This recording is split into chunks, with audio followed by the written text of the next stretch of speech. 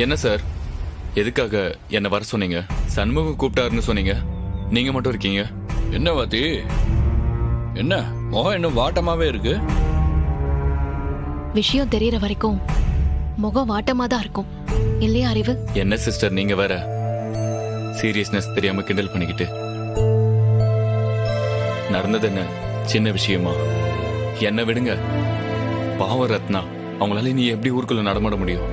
இனி எப்படி இந்த ஸ்கூலுக்குள்ள வர முடியும்? வர முடியும், ஏன்னா நீங்க தப்பு பண்ணல.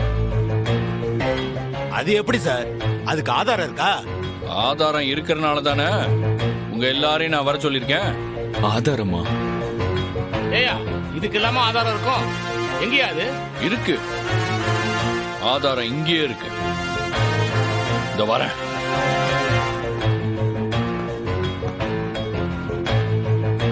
என்ன சிஸ்டர்?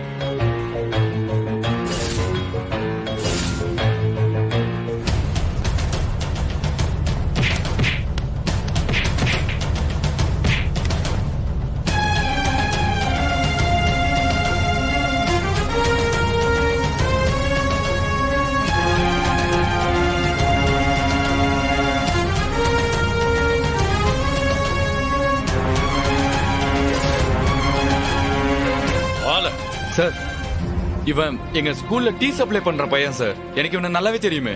உங்களுக்கு டீ மட்டும் சப்ளை பண்ணல அறிவு, இவன் நிறைய திருட்டுத்தனமும் பண்ணிருக்கான்.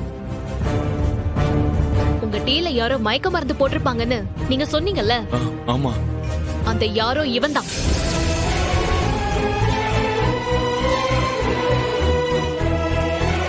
இவனே தான். இவன் தான் டீல மயக்க மருந்து ஊத்தி உங்களை குடிக்க வச்சது. ஏங்க, இவன் ஒரு வருஷமா எங்க ஸ்கூலுக்கு டீ சப்ளை பண்ணிக்கிட்டு இருக்கான்.